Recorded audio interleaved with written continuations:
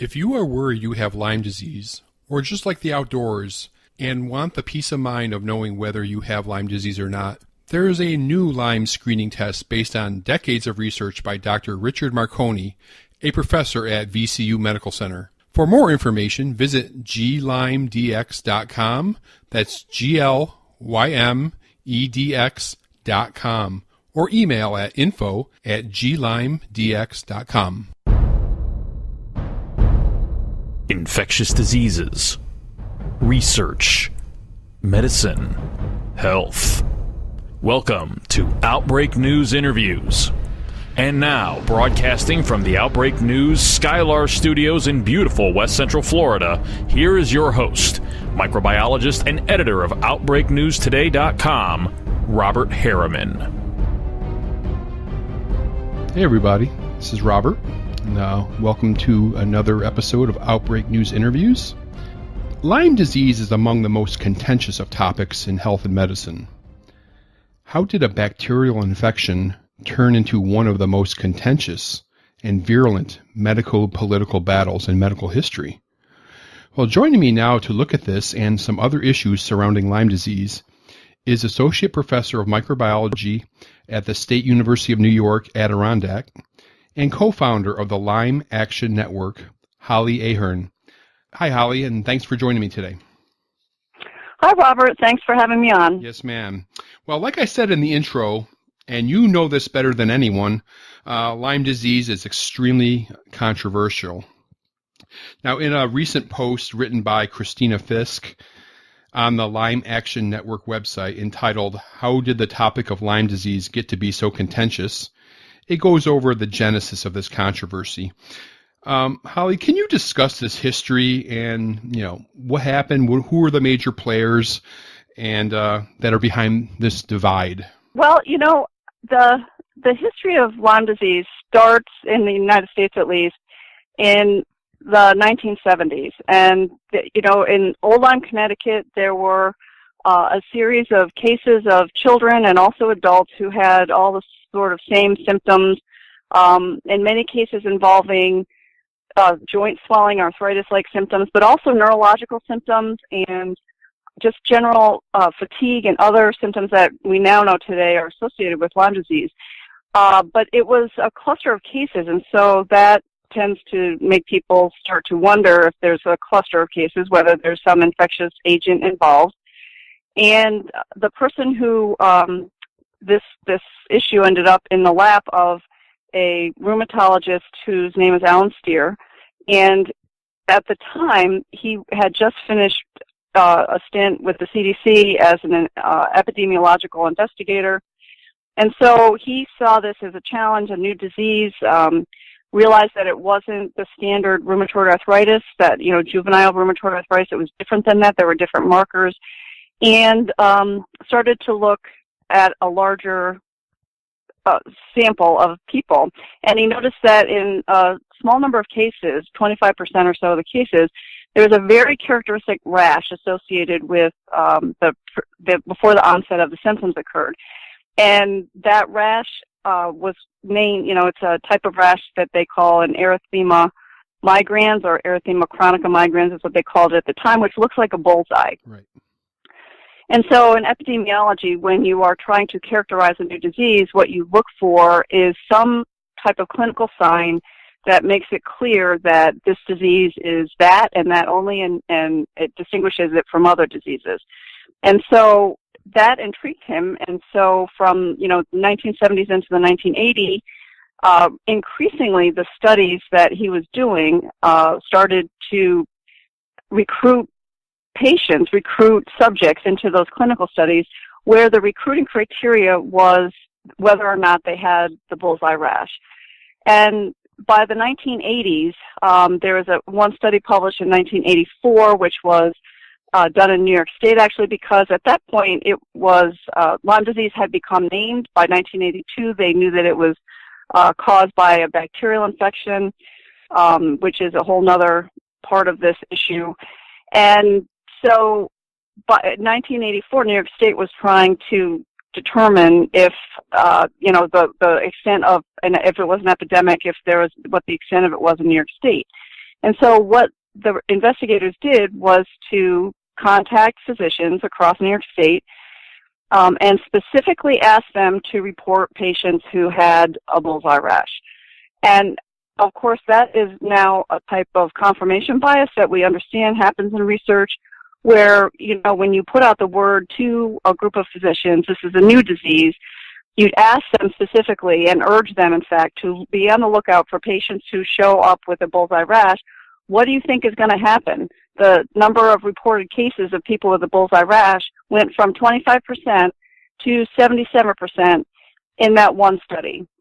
And so from that point forward, every recommendation about, you know, the early signs of Lyme and all that all involve this bullseye rash, which is interesting because, as I said, the early studies all show that the rate of that rash in Lyme disease is very low.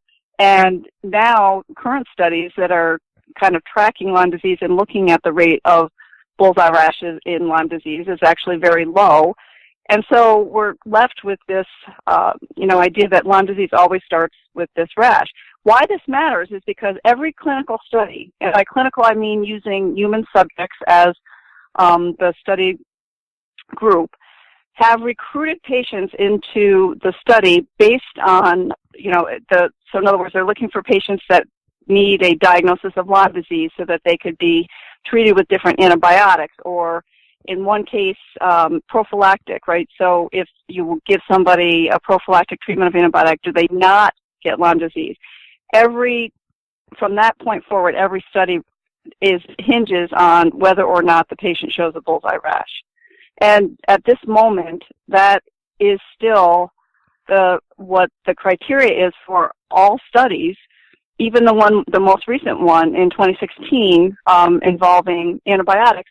Recruited patients have to have a bullseye rash. Why this is bad is because the rate of that rash is only 10 to 30% depending on what literature you're looking at. So that means all of those clinical studies that have been done to further define the disease, to find out what treatments work, to look at diagnostics, are rejecting 70%, optimistically 70%, but probably as high as 90% of people who actually have Lyme disease. And so at this point, we really have very little information about other aspects of Lyme disease. In other words, what treatments actually do work, what diagnostic tests actually do work. And you would think that this would evolve over time, right? So as new information, new science becomes available, the medical construct should evolve with the new information. In the case of Lyme disease, it has not evolved at all. And if anything, it is going in the opposite direction. And I think one of the reasons why is because the team of individuals who worked on this early in the disease, who built their careers and built their everything, their livelihood on Lyme disease as being associated with the bullseye rash and all the clinical features thereof, are still in the game. So they, for whatever reason, refuse to budge. And at this point, they are the opinion leaders. They are the experts that people go to when there's a question about Lyme disease, because their names are affiliated with the disease and they are members of a very influential medical society. They're the experts, and in fact, these same individuals are currently at work creating new guidelines for the diagnosis and treatment of Lyme disease that is going to be based on information from the 1970s to the 1980s, because since that point, very little has changed. So that is where we are. On one point, we have a medical idea of this disease as being, sort of hard to catch and easy to cure. And you have on the other side, at this point, millions of people who have been affected by Lyme disease, either by themselves having the disease, or family members having the disease, or friends and neighbors. And those people are saying that their disease does not match this definition. And in fact, it does not. And the science, interestingly enough, there's over 12,000 references in PubMed, which is a database of scientific literature, there are over 12,000 published articles on Lyme disease or borreliosis, which is the broader category of diseases. And of those 12,000, probably 200 of them are written by the same dozen individuals who happen to be the influential ones who are writing the guidelines, the medical guidelines for this disease. And they're using that science, which is all goes back to whether or not that bullseye rash appears. So there's 10,000 or more references which paint a completely different picture, but unfortunately that science is being rejected or ignored because we're still kind of waiting on the experts to budge, but they're doubling down, if anything, on this notion that Lyme disease is, again, hard to catch but easy to cure. Now, are there any other players, any other events in the Lyme history that continue to make this contentious also? It seems that it has been contentious almost from the beginning, and I say that from the perspective of somebody who has read all of the historical literature, and that actually includes popular press accounts of what happened at the time.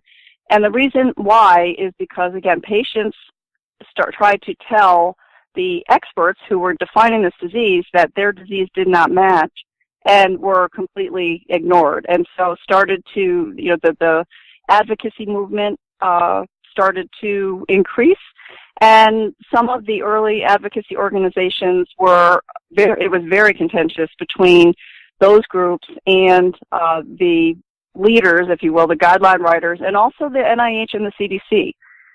And when you put an advocacy group up against the power of the NIH and the CDC, who do you think is going to win? And also, I have to say, the Infectious Disease Society of America, the marketing arm, or the PR arm of them, did a very good job of trying to paint people who suffer from this disease as just lunatics. And I say that because Philip Baker, who was NIH program officer in the 1980s, when all of this contentiousness started, in emails sent to members of the IDSA guidelines panel, refers to Lyme disease patients as Lyme loonies.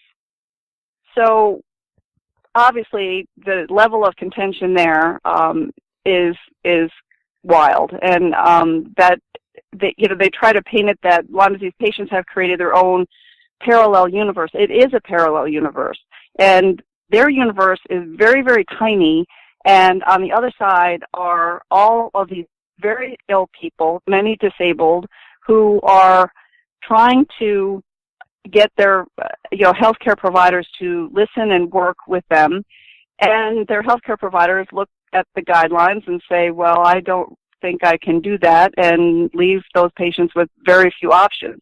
So there are physicians and there are other medical societies that are coming down on the side of science, but at the moment, it's this other, the IDSA team is actually still winning on the public relations front. Holly, this is a question I ask most people I interview that are on your side of the divide, and what I don't understand is, why does the CDC, why does the IDSA treat Lyme disease as such when every other infectious disease is not treated that way? I don't understand the motivation. What am I missing? You're not missing anything. Nobody understands the motivation. The science is there, and all it would take is an honest review of all of it to say, wow, there was significant bias in the beginning with the research, and now there's considerable anchor bias in the research, meaning that the earliest published studies are the ones that are considered seminal. They are the ones that are considered the most influential. And a lot of those early studies, and even, like I said, to the present, are all based on a model of Lyme disease, which we now know is not real. The bacteria that cause Lyme disease are remarkable pathogens. They're not regular old bacteria that, like strep throat, where you can treat with antibiotics.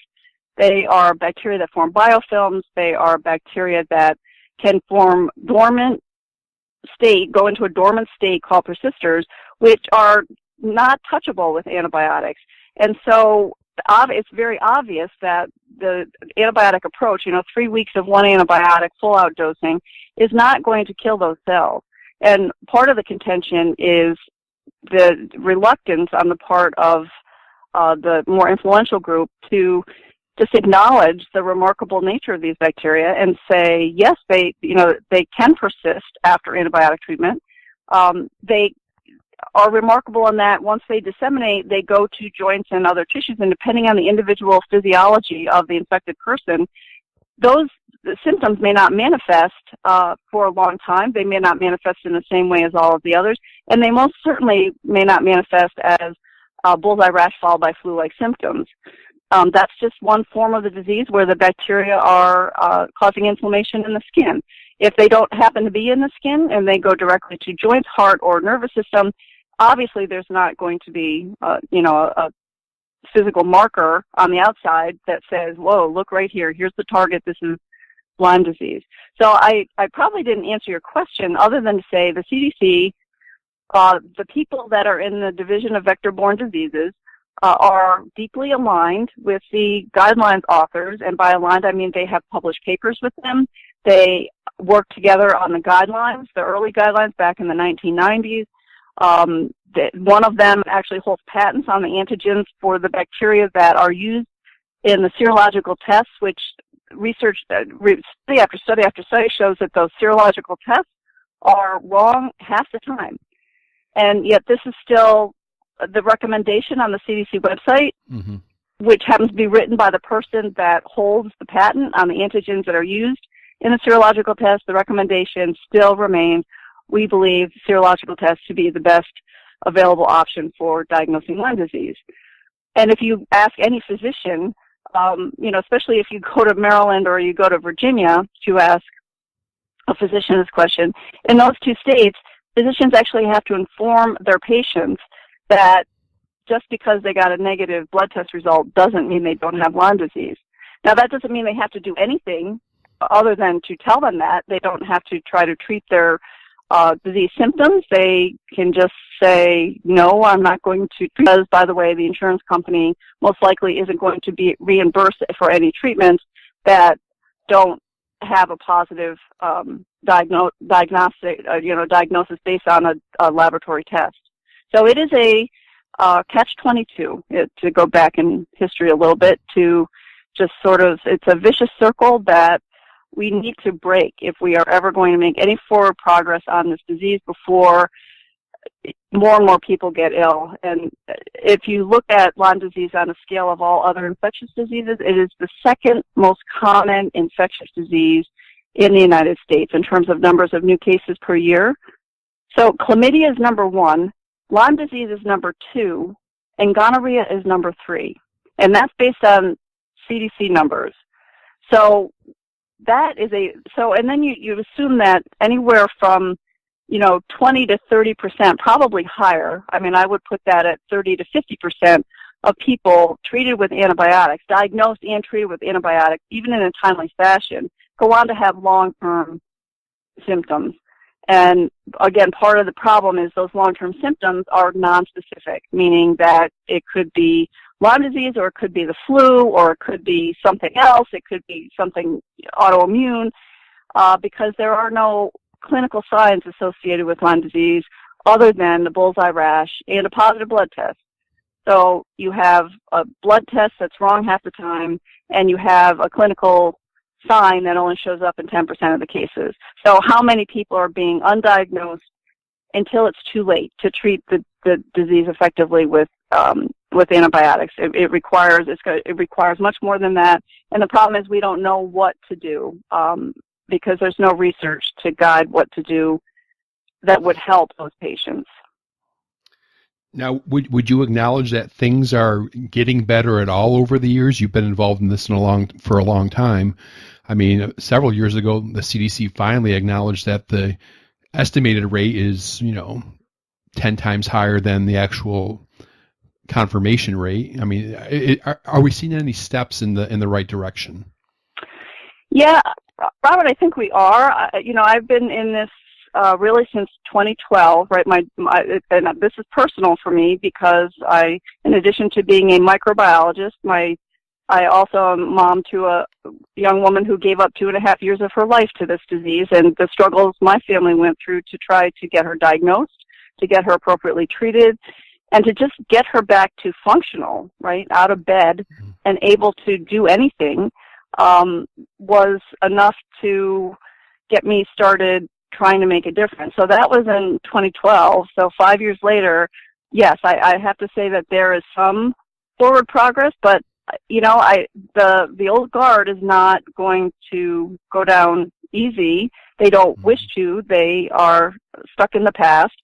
And I can tell you right now that the Infectious Disease Society of America has convened a panel with all of those old experts from 1970 and 1980 on it to they're going to be new guidelines to dictate the diagnosis and treatment of Lyme disease. These are going to be published by the Infectious Disease Society of America, which comes with quite a bit of influence, I might add. And what I can tell you is that this group is republishing papers that they originally published in 1970, 1980 with the same information in them, and also publishing papers in which they demonize Lyme disease patients. And the examples, there's several at this point where they are just calling anybody that refutes what they're trying to say that these are anti-science threats and all this nonsense. My take on all this is, if your guidelines are so terrific, then why won't you allow for open research, real research because if you're so right about everything, then new research should actually just make your case even stronger. And that they are doing everything in their power to prevent that. So the new guidelines will be similar, without a doubt. They are trying to subvert the process of convening this working group, this federal working group, which the job of the working group is to just sit down and reevaluate the science and to make recommendations on how the government can move forward for this high incidence disease.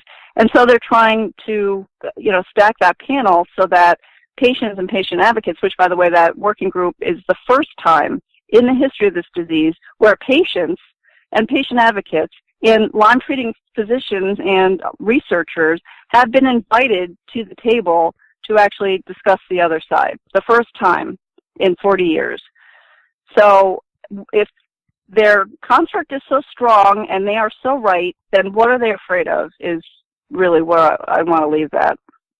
Okay. And I'd also like to mention that, in your own state of New York, you got some big political power brokers up there that are, I think, on your side. Schumer, he's always pushing for more research and stuff like that.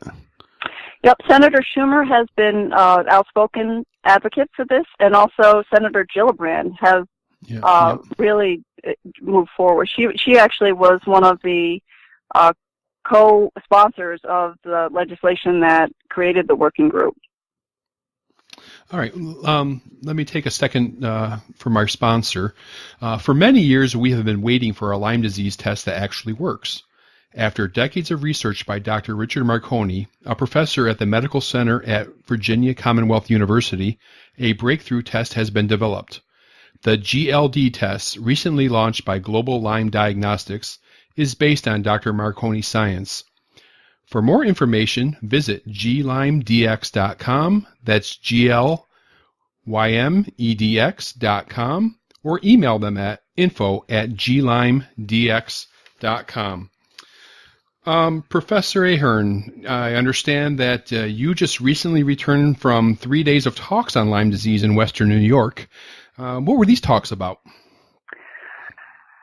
Robert, those were talks because the group that I co-founded and am affiliated with is the Lyme Action Network, and our main mission is public education to try to help people become more aware of the true hazards of tick-borne diseases. And what I was doing in the western part of New York State was actually talking to employees of National Grid, who, especially linemen who are out there working in the weeds every single day and are at high risk of exposure through occupation. And I really want to give a shout out to National Grid because they are looking out for their guys, because they are putting on a series of seminars, and they actually are looking at ways to prevent their workers from being exposed to tick-borne diseases through clothing and also, education and tick-borne,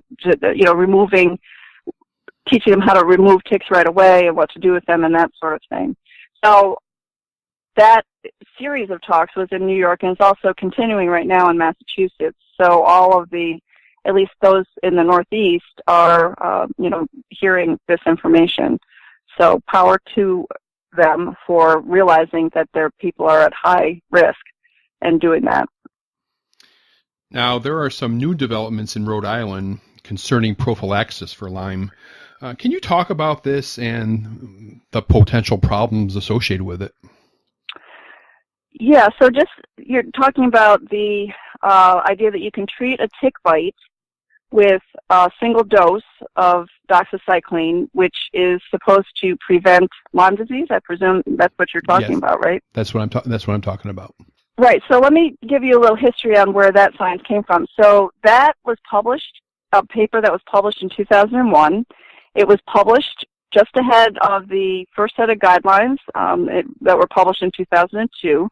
And it was a paper that is what I like to call tail wags the dog research, because what was happening in the Westchester County, New York at the time was people who were watching their friends and neighbors and family get sick with Lyme disease and not getting well were becoming quite alarmed about tick bites, right? So the thought was, on the case of physicians was, well, we can prevent it if we treat tick bites with antibiotics, as if exposure was a given, right? So that became sort of a practice, not necessarily guided by evidence, and that was deeply disturbing to the guideline writers, and so they pulled together a team to do this research study. So it was done in 2000. It was published in 2001, and what they did was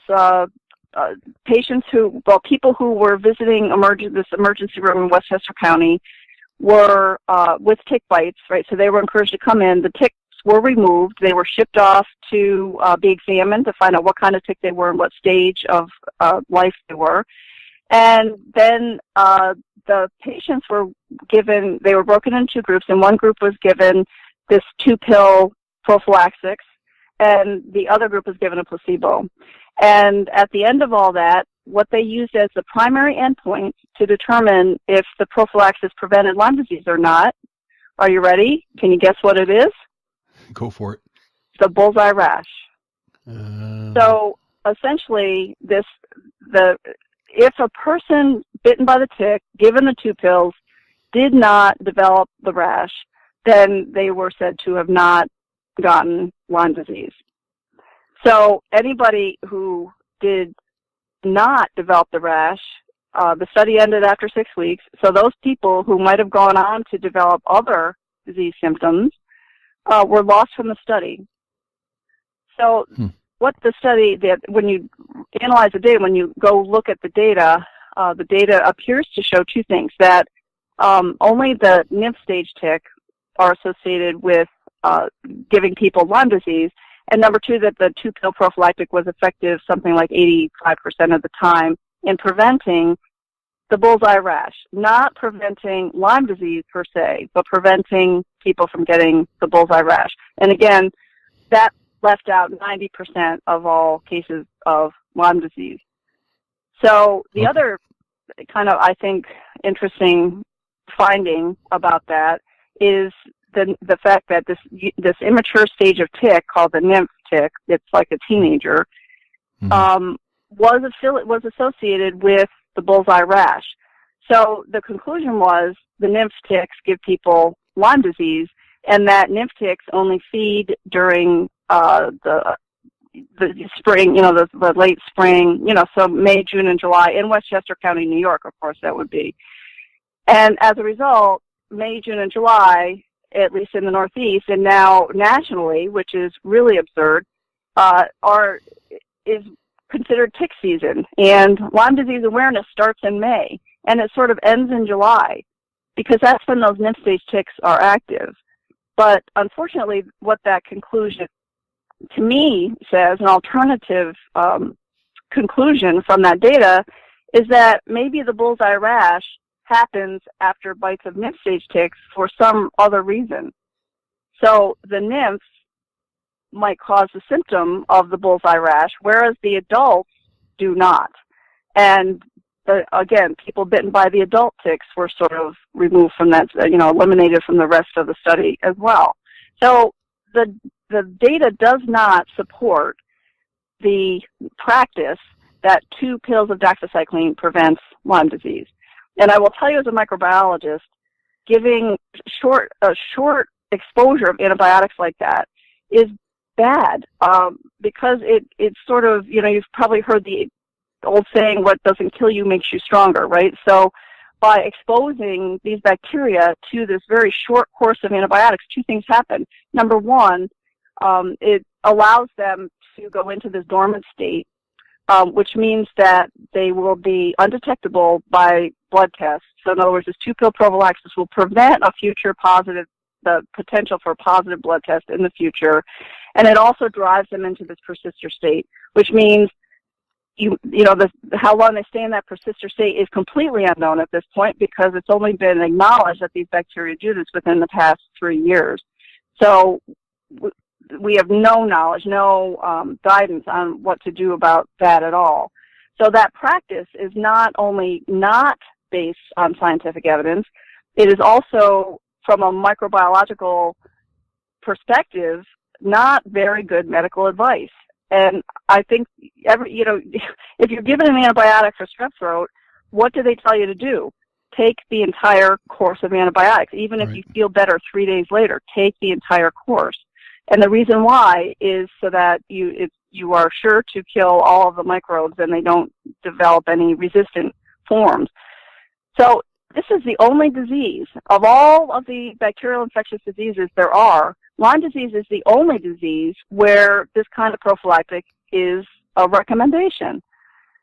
And somebody should go back and remind those infectious disease docs that microbiologically that doesn't make sense. Like maybe they should go back and take a refresher course in microbiology. That would be my advice. Yeah, interesting. Let's try to look at something a little bit more positive right now. Professor Ahern, what's new in Lyme research that looks really positive to you, whether it be diagnostics, treatment, or any other developments? There are new developments, mostly I think on the diagnostic front, because even the CDC is now acknowledging that the serological tests are very poor, at least at certain stages of the disease. They haven't come out to say that they're just poor overall. And so they say that, but unfortunately there's no, they're not funding any research toward new diagnostic tools. But the good news is the private advocacy organizations, philanthropic groups are funding research to develop new diagnostic tests. Like, for example, Focus on Lyme, which is a group based in Arizona, is funding research being done at the Translational Genomics Institute, which is going to be a DNA and RNA-based diagnostic test, which will actually be a direct diagnostic. In other words, you could determine if somebody is really infected.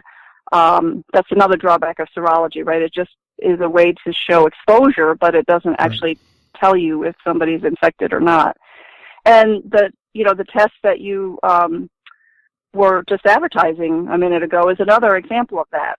So these are researchers who are sort of breaking out on their own, going outside the box, because really that's what needs to happen.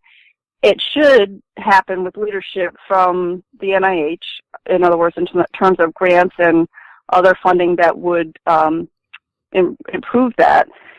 But it's not coming from that. It's coming from these private organizations. And then on the treatment front, there is research at Northeastern University and also at Johns Hopkins University, which is, first of all, revealed that these bacteria do form persister type, this phenotype, this lifestyle where they just go dormant, and looking at ways to break them out of that. And Drexel University, Dr. Garth Ehrlich also is doing research trying to stop them from being able to go into that state.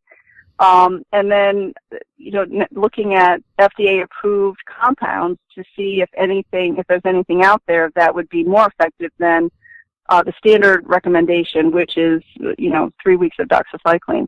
So there are promising results coming from those directions as well. So how soon those things become widely available, it still needs to be seen, but obviously since some of those diagnostics are coming to market, that's a good thing. Okay, well, let's go ahead and close with this question. I want to give you an opportunity to talk a little bit more about the work of the Lyme Action Network and what you guys do there. Yeah, so the Lyme Action Network was founded about 5 years ago, and the original intent was to do public education, and then we started to ask for help from our local legislative, both in New York State and on the federal level. Congressman Chris Gibson, we were very, very fortunate that he happened to be in our district. And so from there we moved on into governmental advocacy. So our organization, our mission is actually public education and advocacy. And on our website, which is lymeactionnetwork.org, we have lots of information available that is available to, you could print or you could request further information for educational purposes. There is a Test Your Lyme IQ little interactive quiz on there that could be used by, it could be used in a wide range of settings in schools or just for people to go check their knowledge and, have a little fun with that. We have that available as well. So, our goal is to just move the dialogue forward, and it would be nice to leave the past in the past, and, unfortunately that's not going to be easy. So we're very happy that even in New York State, the advocacy organizations are coming together and the voices are getting louder. So that is a very positive thing. 10 years ago, there were many groups kind of across the country, but they weren't speaking with one voice, and I have to say the advocacy community is coming together and becoming a much more powerful force. So that's what we're doing. Great. Hey, Holly, you teach microbiology at SUNY Adirondack. Does this topic ever come up in your classes? Yes, it does. And I teach health science majors, and I sort of see this as I must inform these people of the realities, not just of tick-borne diseases, but just these types of bacteria. The golden age of antibiotics where bacteria were killable and everything was great, where, in the 1970s, the war on infectious disease was declared won because of antibiotics. Yeah, that's not working anymore. So I talk a lot about these kinds of bacterial infections that can cause chronic disease. And, I'm hoping, in fact, I know that many of the nurses who go on, because I hear back from the community that the nurses that have taken my microbiology course are very well versed and happy to talk about patients, if they're not getting anywhere with their physicians. So, interesting. Okay. Yep. Well, I want to thank you, Professor Holly Ahern, for your time and expertise, ma'am. I appreciate it. Thanks so much, Robert. It's great to talk with you.